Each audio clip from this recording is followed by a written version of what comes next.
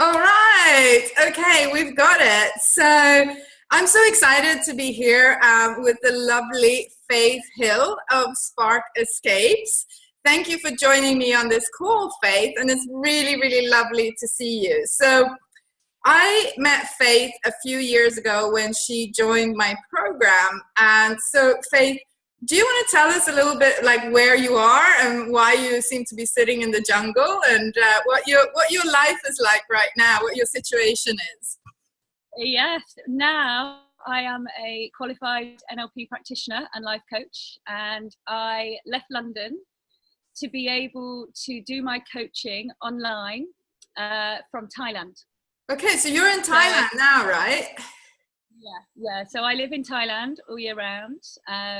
Luckily with Wi-Fi access, so I offer my sessions on Skype and just go back to London once a year now. Cool, great, fantastic. And so you came on the program a few years ago, and tell me, what was your life like when you were at that point where you decided to do the NLP? Like, where were you? What were you doing? Yeah, I mean, when we met, I was in a huge transition period, and I knew I didn't want to be in the rat race anymore. And I knew I wanted to do something different. And my flatmate at the time had been on your training before me and said, "Oh my God, you've got to meet this Nina Madden." And I originally signed up for the course, the training, to teach myself NLP, to kind of change my own mind. But as you know, I kind of bought straight into it and could see the power of it, and actually transitioned out of the rat race to become a coach. So you gave me the answer of what I wanted to do. That's amazing. So, I mean, you were kind of working in the corporate world, right? And you had quite a high-powered job there, and you sort of were looking for a change, right? You wanted out of the rat race, like you said. Were you kind of scared, or did you have any fears or worries about how it might all work out for you? Do you remember? Yes, I did. I had lots of fears, and actually now a lot of the clients that I coach, I am coaching them out of the rat race, because I can put my hand on my heart and say that all of those fears that I had were just, I was worried, would I have enough money? Would I be able to afford to keep up, with other people? Actually now living in Thailand, it's much cheaper. I asked myself, would I be good enough?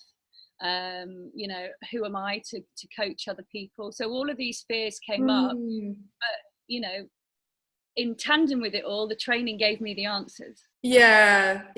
I think that's like, it's so great to see you like having kind of radically changed your life to such a degree, because I think it can answer a lot, when you see that somebody else has done it, you can kind of see that it's possible, and we all have those fears and worries, like, is it going to work out? And also the fear and the worry, like, who am I to coach someone else, when my life isn't perfect and things like that. And I think that's a really interesting point as well, to realize that we don't have to be perfect, right, as coaches in order to be able to really help people make drastic changes. What do you think about that? I totally agree. And actually, it took me a while after the training to put myself out there and to coach people, because I still had those fears a little bit, Yeah. But actually, once I stepped into that space and found my stride, I could see so much of myself in other people. And it was actually a massive learning curve for me about myself, as well as, learning more about how to coach people and about how people think and operate. So it was a really, really valuable experience. Yeah. Brilliant. So do you think that your fears and your worries maybe help you in your work today? Definitely, Cool. because every time somebody says a fear to me, more often than not, it crossed my mind at some point over this transition period that I went through. Yeah. And if it's a new one, I kind of coach them through it using the techniques that you taught me, and I learned from it as well. Yeah, cool. So what was the experience of coming on the program? What was that like for you? I loved it because it gave me time off work. And I really loved all the people that were on our group, and I'm still in touch with most of them now. And I really enjoyed just the kind of the uniqueness of the boutique training experience. Yeah. Rather And sitting in a room full of 30 people thinking, oh, I can't put my hand up. I really enjoyed being able to say, can you just explain that again for me? Can we try that again? And being able to practice on each other. Yeah. During the lunch breaks together and everything.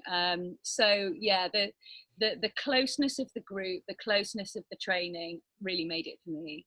Amazing. It's so amazing. And tell us a little bit about your life today. Like, where are you? What do you do? What is your day like? Tell us a little bit about what's going on in Faith's world. I live in the jungle. It's so amazing. I've been there. It's like incredible. Yeah. So I live on an island called Koh Phangan in Thailand. And I came here on my travels during part of the transition journey when I went off on my Eat, Pray, Love moment. And and I live here full time. There's great Wi-Fi. There's a lovely community.